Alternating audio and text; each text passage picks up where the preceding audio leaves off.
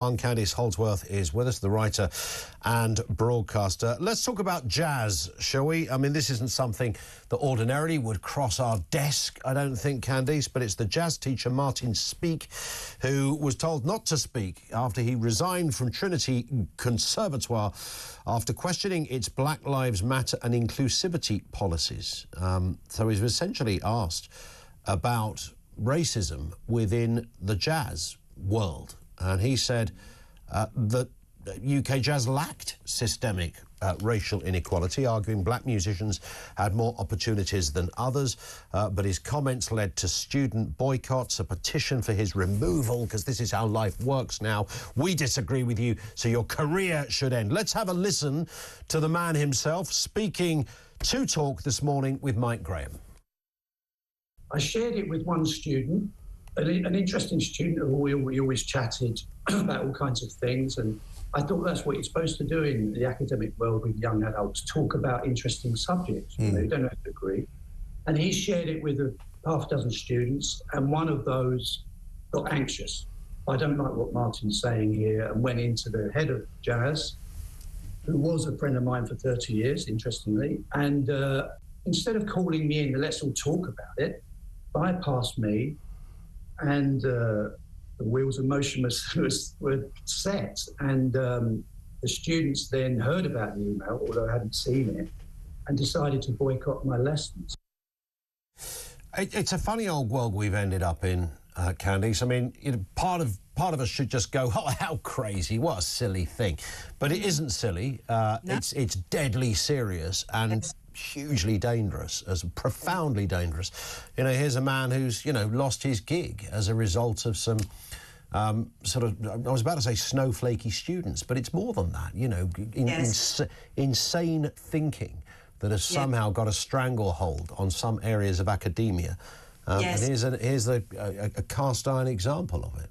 You would be amazed in so many of the fine arts, like music and just the art world in general, and of course academia, I mean, is terrible, how much woke dogma stifles people's thinking and how terrified people are to express any opinion dissenting from that. I mean, I know people who, during the whole BLM era, you know, the big crisis, they didn't dare say anything criticizing, because they knew that they would be marginalized instantly. And you think about a lot of these students, how old they are now, maybe they're between the ages of 19 and 21.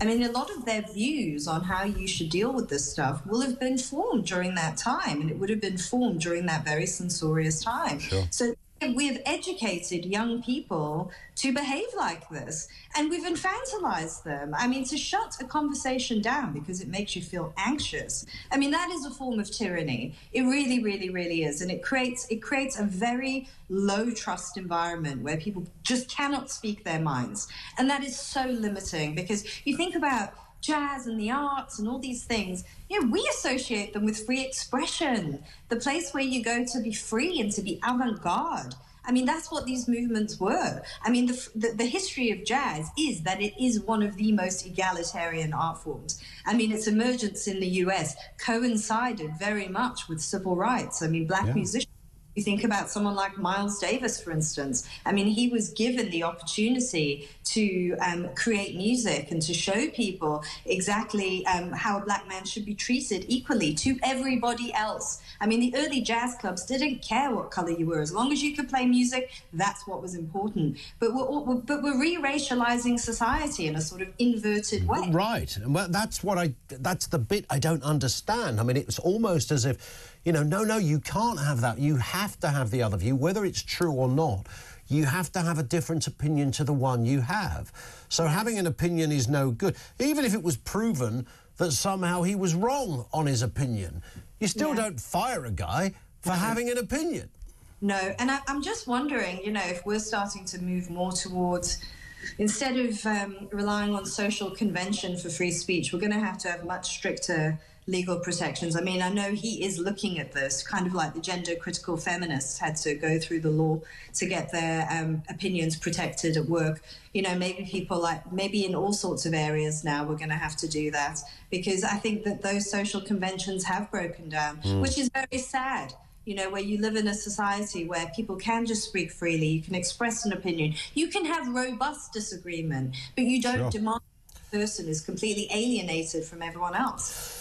Just a quick mention for trains. Trains cancelled after the union told drivers not to walk in the snow. This is Avanti West Coast services between Liverpool and London. Hugely disrupted on Sunday after drivers refused to walk on snowy walkways. ASLEF deemed the Liverpool Edge Hill depot unsafe, citing snow and ice-covered paths, delaying train departure. So 10 trains were impacted, 14 cancellations, compensation claims from thousands of affected passengers because they thought, well, you know, it's snowy and that's clearly a health and safety issue if you walk in the snow. What the hell is wrong with these people?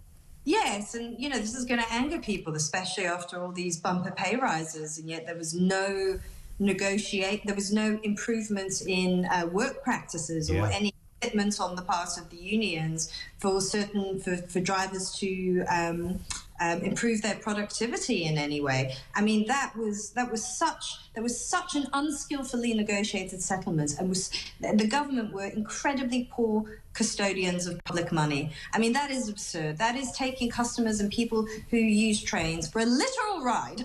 Yeah, absolutely spot on. And a final one here. Interesting, Meta, as in the Facebook owners, are ending its fact-checking program after the big boss, Mark Zuckerberg, vows to restore free expression on Facebook and Instagram. I mean, this essentially is that Zuckerberg felt that Trump was coming for him, and now he's, well, attempting to turn himself into Elon Musk, I think.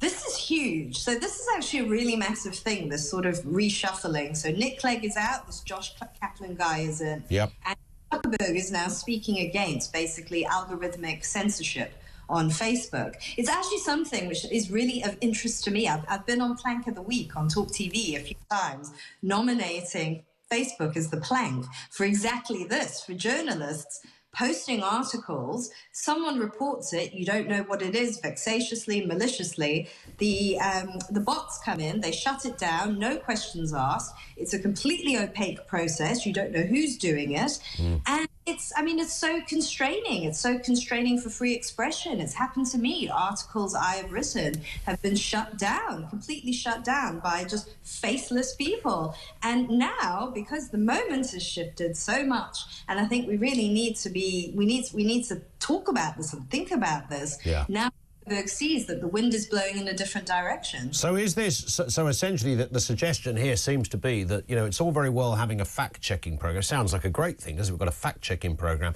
But if the person programming the algorithm and the fact-checking program is skinny jean-wearing soy boy from the Silicon Valleys, then that's not a fact-checking program at all. That's just a censorship program.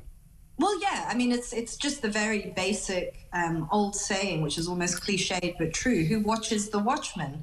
You know, who are these people fact-checking? We need to know who they are. And I think that people really began to question this during COVID, because you had these people, these teams of people slapping content warnings and censoring discussion around COVID, who had already declared what their biases were. They weren't unbiased people, and in some cases they were shutting down, you know, scientists and researchers who were very knowledgeable on the issue. And also it goes against what science is. I mean, science is, people kind of associate it with lab coats and pipettes and stuff. It's not, it's a method, it's a way of updating your beliefs. Yeah.